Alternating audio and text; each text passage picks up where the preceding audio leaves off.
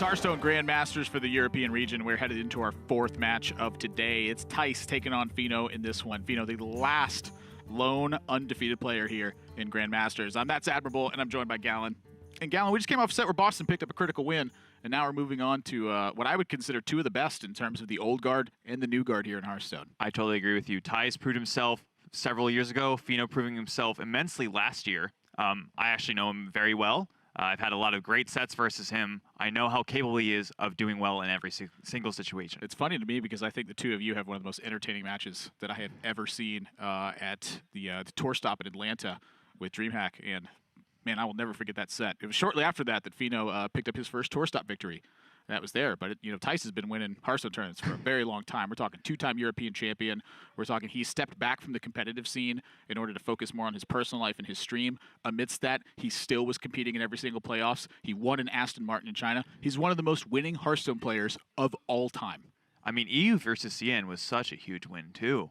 I mean, first versus second was a big, big difference. Colossal prize pool difference. Clutched it out. That's Thijs.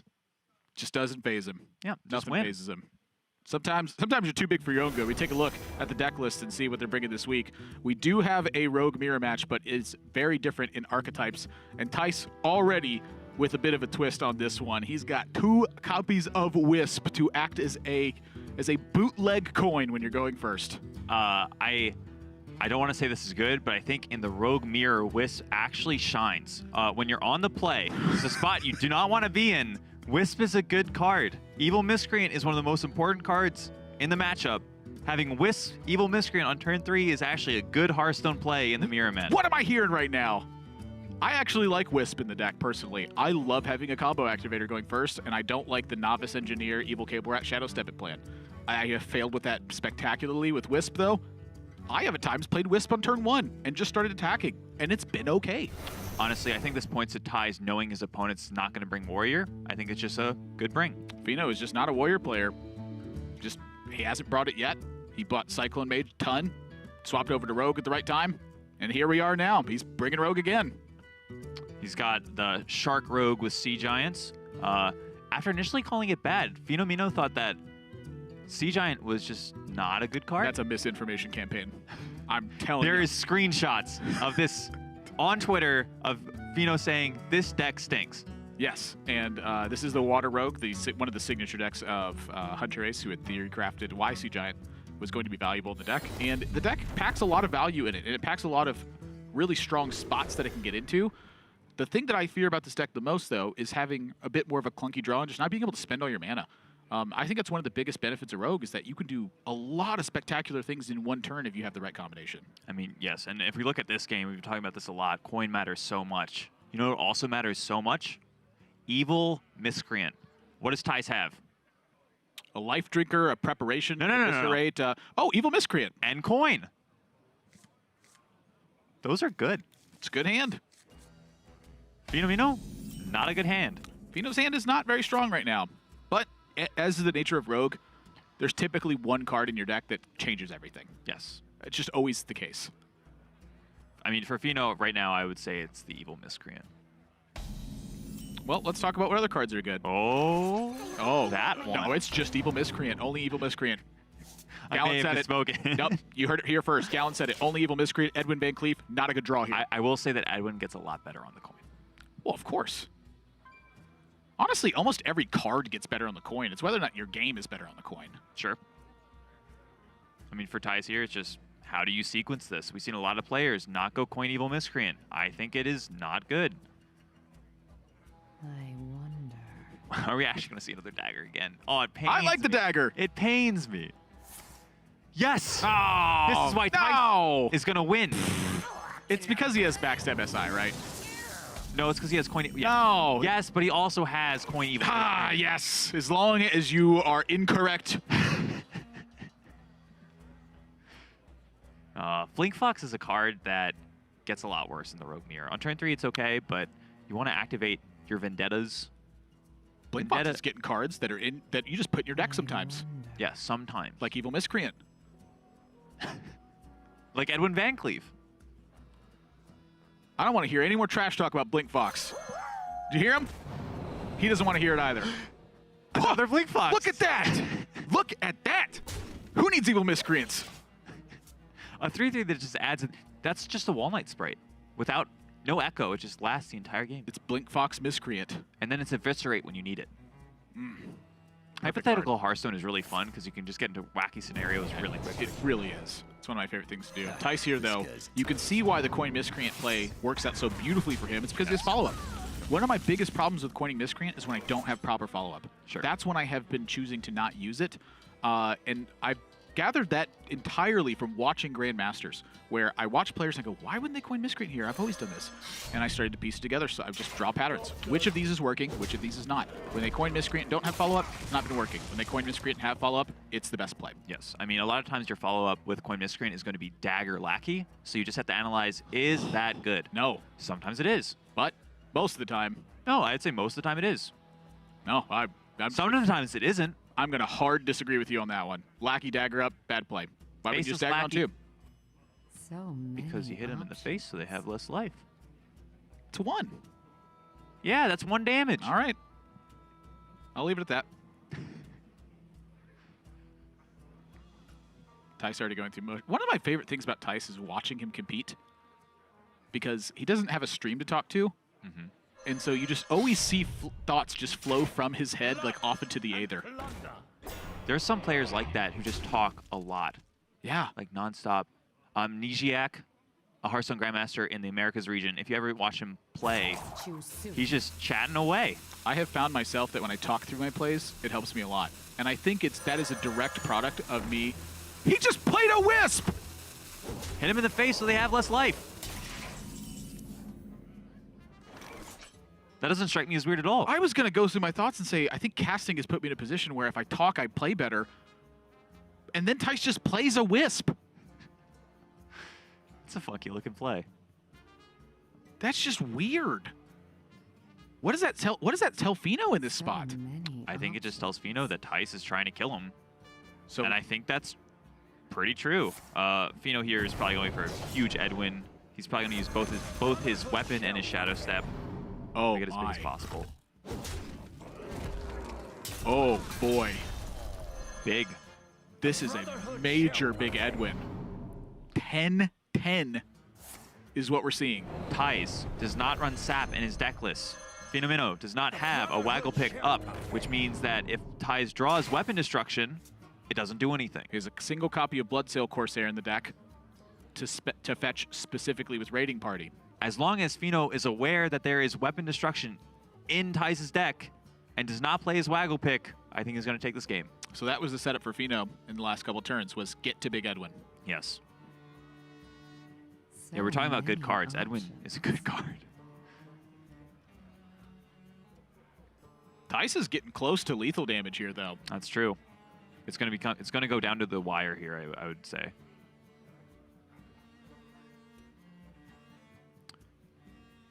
This is very interesting. I'm looking at just attack, return it. Yeah, right? Maybe play a Witch. I like the poison to activate the Lackey. Oh, he's not activating Lackey. He's just using Raiding Party.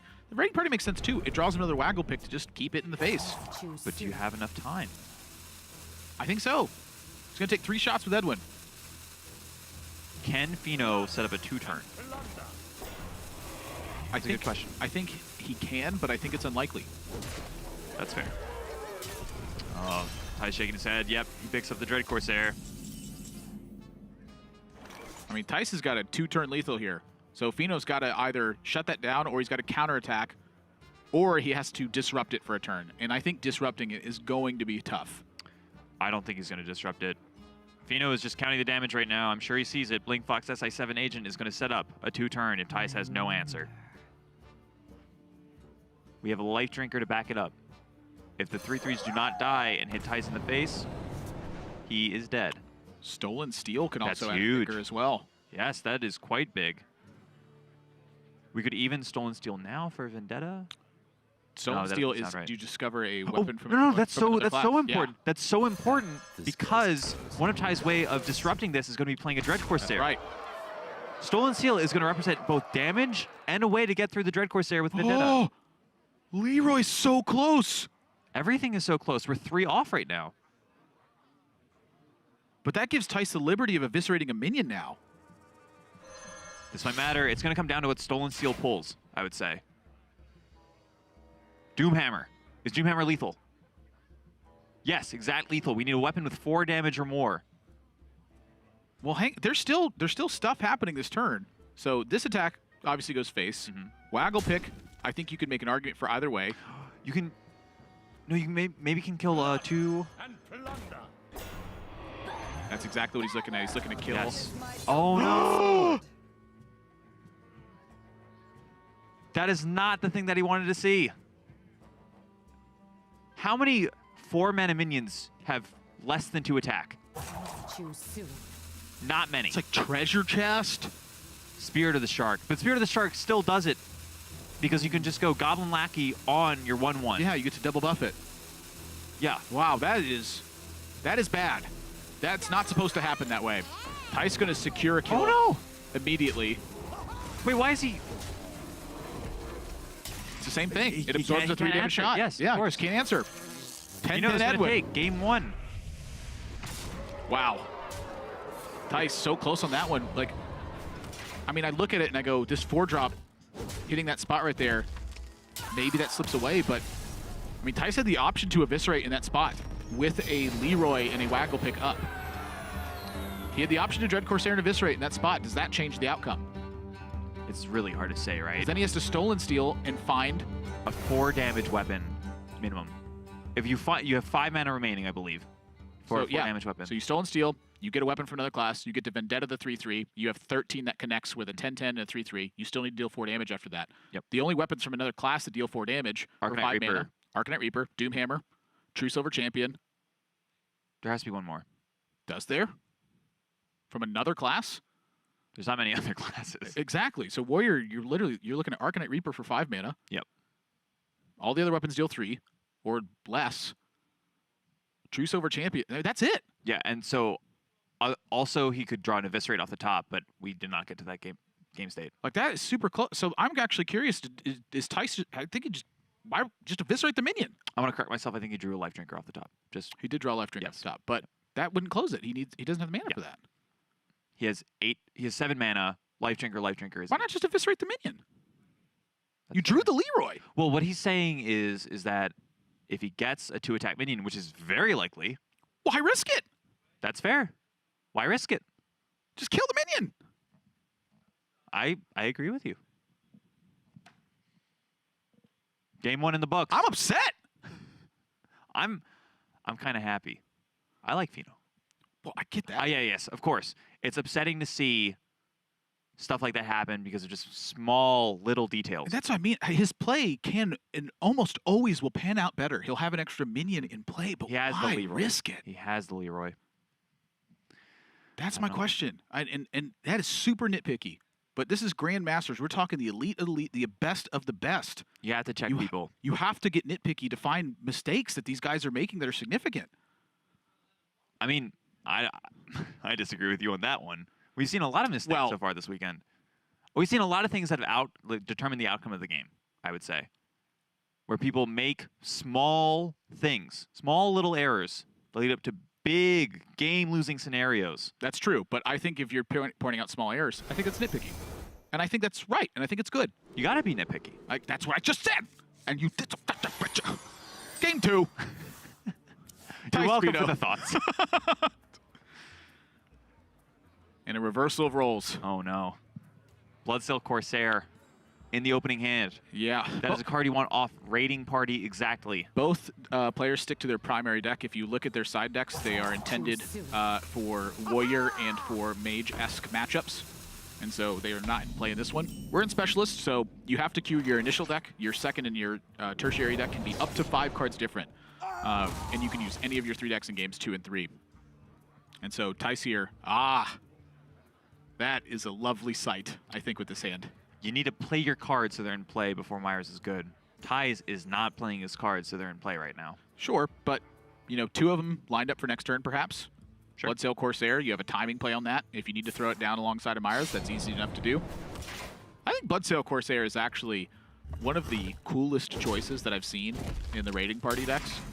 because it serves a nice function of combo activator, but it also serves a nice function as answer in specific spot. I don't like the argument of combo activator. I think every card in your deck should do more than just be a combo activator. The reason why I think Wisp is a good combo activator You saying this Wisp gets drawn? is specifically for this matchup on turn 3. Evil Miscreant is so good that playing a bad card makes the deck work. It's just funny that you say, I think a card needs to serve a purpose other than combo activator, well, and if you're it's playing literally the draw. It's only for this one scenario where you have Wisp Evil Miscreant on turn 3. Bloodsail Corsair does serve a huge purpose in this matchup, and that is Waggle Pick is so powerful with Leroy that if you get hit in the face and you do not have an answer to Waggle Pick, you will die. Bloodsail Corsair will answer that. Another thing about it is that if your opponent plays an Edwin, you have a Bloodsail Corsair and you Waggle Pick. All right, so Thijs here, I think, is free to play the Bloodsail Corsair with Spirit of the Shark lined up. You anticipate minions. You do not anticipate Waggle Pick. That's fair. That's fair. 1 mana, 1/2. Start going face. You have With Leroy. with you your got Wisp. Hey, that Wisp dealt 3 damage this game. It So you're gonna activated deal the 3 SI. damage. That's a better Sinister Strike. Would you take a free Sinister Strike, Gallon? I don't think I would. What if it drew you a card later? All right. I would take a 0 mana deal 3 draw card. Later. That sounds like, oh. You got to play the Myers still. That's fair. 0 mana deal 3 draw card. Yep, good card. I think Thijs is looking good this game. Did you notice that Fino has an evil Cable Rat and lackeys? And he can play those cards this turn? I am looking at Myers, backstab Leroy, and Thijs is going to go in at some point. I think there's a chance. Now this makes me think there's less of a chance.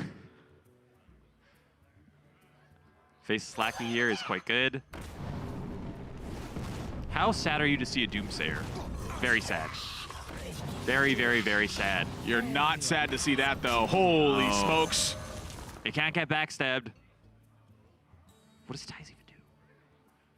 Every turn is just so slow. Yeah, he got way outpaced in this one. Backstab, Braiding Party, Deckhand. That's not even good enough. You just seed tempo to Fino again. I mean, So many options. are you gonna do something else? I think you have to fight back this turn. I think that the raiding party plan is the best one you have right now. Is there any merit to just trying to go for backstab Myers this turn, high rolling, There's so much damage on the other side. just high rolling an Edwin next turn? I mean, I'm saying that you have like no chance to win from now if you play your raiding party. None of these cards make Edwin better. Prep with no spells does not do it. Oh no, there's no Edwin either. He Now, has a Shadow Leroy Step. and a Shadow Step and a Waggle Pick. So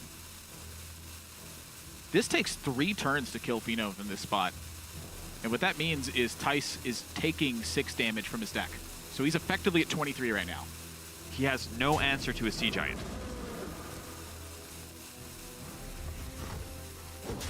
I do not see one in his hand. These are the only cards that he can play with. It is Evil Miscreant or Bust. So he needs to go Wisp, Evil Miscreant, get an Ethereal Lackey, prep Sap, and then he's not playing his Waggle Pick. He does not have a 3-turn.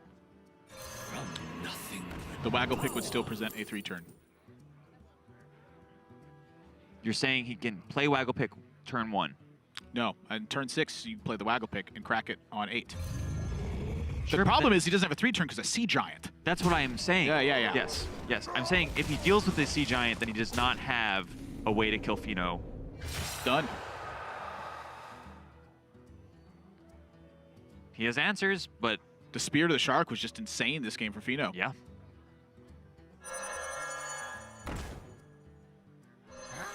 To no good. Coin matters.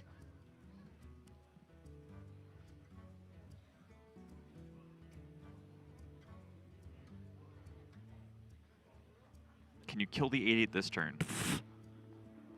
No. You can only deal 6, right? Any way you slice it, you Yeah. can only deal 6. I just, even if he could kill the 8/8, like, you have to deal Fino damage too. You got a clock working against you. You're in fatigue. You're effectively at 16. You're about to because take a Sinister Strike. It's going to take you at least 2 more turns to kill Fino. So you're already accepting 5 points of damage. You just beat this game. Yep. I don't see any way to win. You need to get Evil Miscreant into prep espionage, and somehow... Oh, that could... No, I don't want to think about that world. Yes. Just keep ripping banishes every single time. I don't know how else Thijs wins from here. I'm trying to think, and I cannot come up with it. Oh my gosh, it actually is Discover Espionage. Yeah. He doesn't get Lackey. Yeah, no Lackey. There's one more chance next turn, but he's going to be dead by that point. It's just too much damage pouring in. Because he needs to answer the 8/8 as well. Backstab, Phantom Knives aside. Clear skies. And 11 pours in. Nothing you can do. Sometimes you just get got. Rogue is very good. So is Fino. Fino is very good. He's about to be undefeated still. 7-0. He is the only Grandmaster in the entire league that will be undefeated. He will. He's going to sweep the bracket so far. The front half of the bracket. He's going to sweep it. 7. No one's beaten him. That is. That was not guaranteed in this kind of format, by the way. Not at all. In fact, it was very unlikely, I would say, for someone to end up at 7-0. I'll agree. Yeah.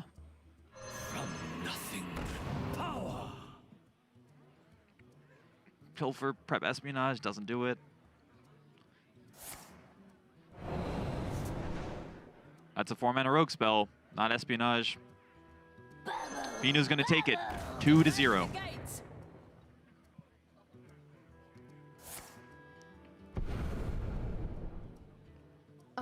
Prep concede. And Fino remains undefeated. 7-0 Gallon. That is huge. This actually makes me so happy, man. I talked to Fino a lot over various things. So I can rely on you to interview him when it's coming up? Yeah, I think so. Okay. I can ask him a couple questions about it. There we go. I asked him a lot of questions. And now continue your point. You've Fino, So, etc. okay, sorry. Just let me think about it for a second. Fino is a player that I've spent a lot of time with over the past year and a half. I think he's just very good at the game. And I've said that about a lot of the European Grandmasters, so it might sound like I'm repeating myself, but I've known these guys, and they are the top tier players of the European region. They're all very good at the game. Fino last year killed it at multiple tour stops. He got a win at ACT Orange County, got second at DreamHack Montreal. I think that last year he really proved himself. He got a lot of confidence. This year he's capitalizing on it. And it seems like he's only gotten better since then as well. Fino is ready for an interview. You can hear us? Yeah, guys, what's up?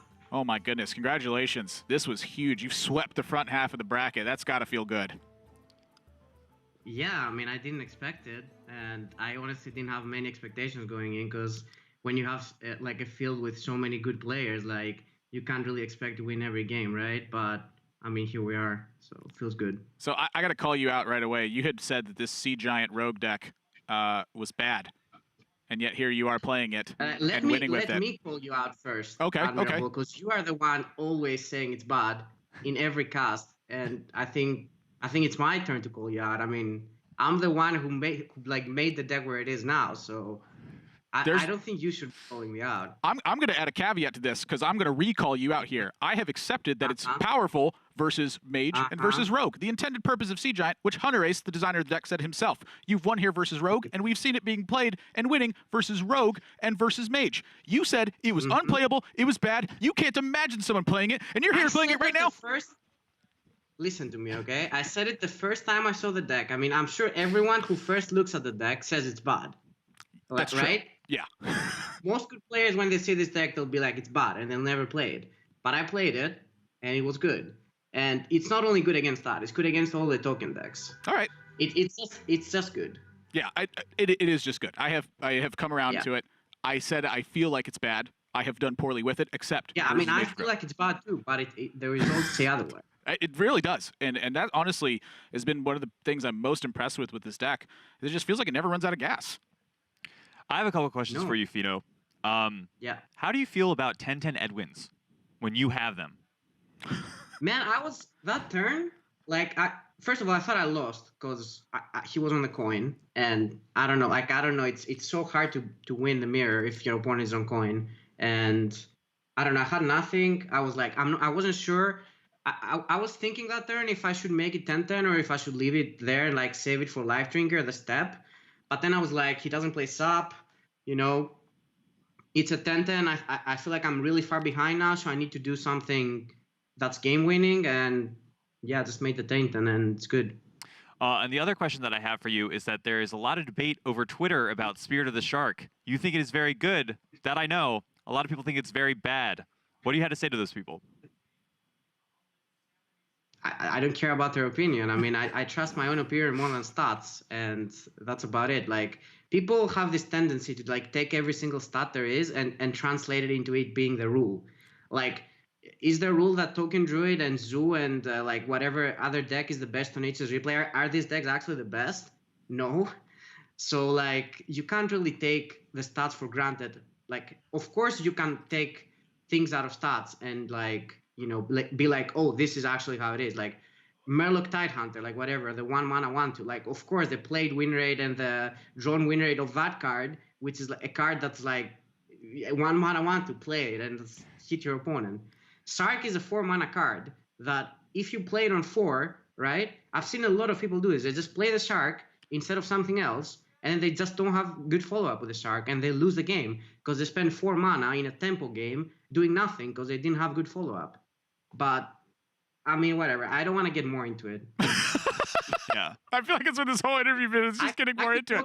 I could talk forever for this, but I don't want to bore the people and Resident Sleeper and everything. No, it's not boring. This is some of my favorite stuff to do is going on topics. Unfortunately, time is one of the things we're constrained with here. So I want to look forward a bit to the Masters Tour in Las Vegas. You're 7-0 here in Grandmasters, and I feel like that has to give you such a strong perspective considering how dominant you were in big, large open fields like you were last year. I think I'm very confident about my opinions about things right now because everyone has their different opinion, and I respect that. Like people, for example, the Germans, the Casey, and everyone thought Pogorog is good. I disagree personally, and other people think Raiding Party, like my teammate Boar thinks Raiding Party is good. I don't think so, and I really like that because like I like everyone having different opinions and standing behind them. You know, I mean, I think I understand the game really well now, and I trust my own opinions. So yeah. That's all I can say. All right. Well, now that you've mentioned Pogorog being bad, it means you're going to end up bringing it to either the Masters Tour or to your next week at Grandmasters. So congratulations. I already have my deck for Vegas ready. It's going to be good. That's all I can say. Well, now I just really hope it's Pogorog. That'll just be even more beautiful. Fino, congratulations on your win. 7-0 in the front half, and I look forward to seeing you play at the Masters Tour. Yeah, have a good one, guys. I'm telling you, he's going to play Pogorog now.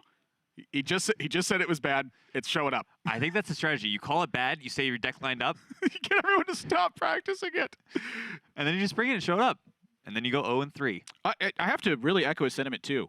What he was spot on with what he said. He's like, players will look at this deck and they'll be like, this is weird. I'm not going to play this. This looks bad. And then you start to play with the deck and you're like, this is difficult. And honestly, it's quite powerful. And that's exactly how I felt about this Water Rogue deck. I mean, I think that is a part of the learning process in Hearthstone. A lot of times you will come across what looks like a bad card. 80% of the time, you'll be right. A bad card is probably bad. 20% of the time, you come across what looks like a bad list, and you actually have to play it, you know? And that's where preparation and practice actually comes in. It's separating the good from the bad and the bad from the worse. Yep, and there we go. I would have said the good from the great. But, you know, that's Gallon for you.